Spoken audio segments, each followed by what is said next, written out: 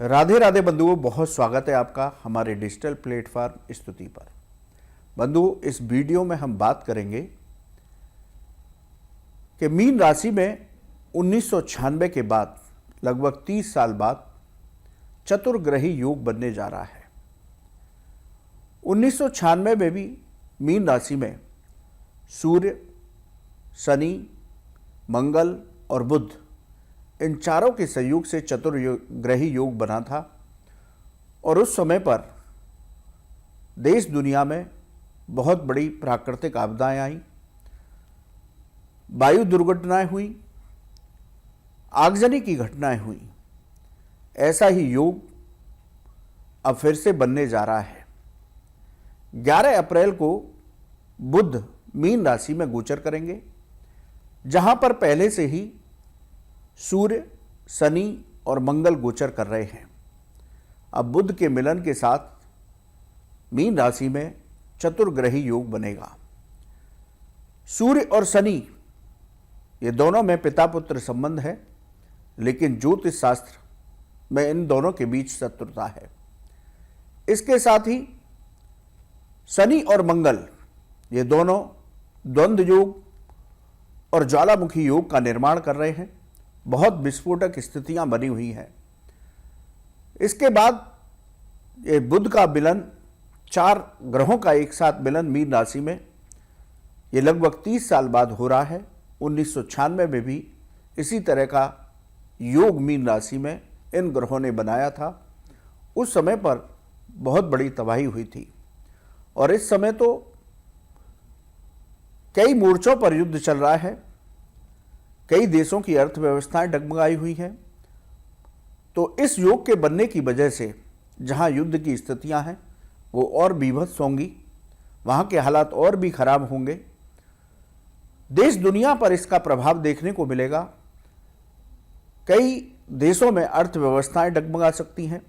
कोई बड़ी वायु दुर्घटना, कोई रेल दुर्घटना, कोई आगजनी की बड़ी घटना या कोई प्राकृतिक आपदा या किसी तरह की बीमारी, ये सब फैलने के योग बनते हैं।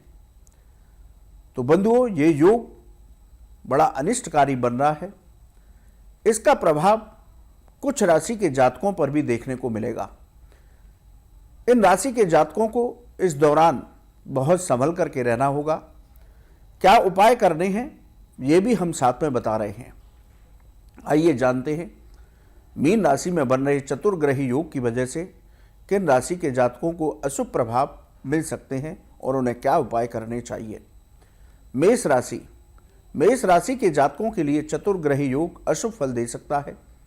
इस समय मेष राशि के जातकों पर शनि की 7.5 भी चल रही है। मंगल आपकी राशि के स्वामी है। मंगल आपके 12वें भाव में गोचर कर रहा है। इस दौरान अपने क्रोध और वाणी पर नियंत्रण रखना होगा।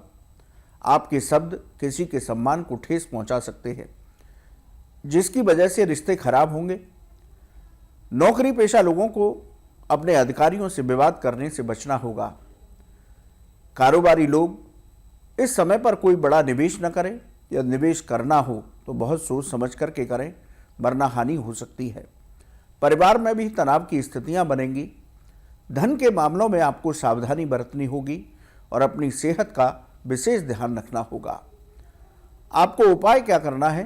रोज हनुमान जी की पूजा करें, हनुमान चालीसा का पाठ करें, तो इस चतुर्ग्रही योग के अशुभ प्रभाव से आप बच सकते हैं। सिंह राशि। सिंह राशि के जातकों को चतुर्ग्रही योग परेशानी दे सकता है। इस दौरान आर्थिक स्थिति अच्छी नहीं रहेगी। व्यर्थ के खर्चे आपके बने रहेंगे। सामान्य धन लाभ होगा। मानसिक तनाव और व्यर्थ की चिंताएं परेशान करेंगी। कोई अपना इस दौरान आपको धोखा दे सकता है। नौकरी में यदि परिवर्तन करना चाहते हैं तो इस दौरान करने से बचें। कार्य क्षेत्र पर सभी कामों को स्वयं देखें, वरना एक गलती नौकरी पर बड़ी परेशानी खड़ी कर सकती है। कारोबार में अपने विरोधियों से सावधान रहना होगा। सरकारी फाइल और टैक्स समय पर जमा करें, वरना कोई कानूनी विवाद हो सकता है। परिवार में कलह का वातावरण न बनाएं। नेत्र और नींद की समस्याएं आपको आ सकती हैं। उपाय क्या करना है कि रोज सूर्य देव को अर्घ दें, भगवान विष्णु के मंत्रों का जप करें, ओम नमो भगवते वासुदेवाय इस मंत्र की एक माला प्रतिदिन जप कीजिए। कन्या राशि। कन्या राशि के जातकों के लिए चतुर्ग्रही योग अशुभ फल दे सकता है।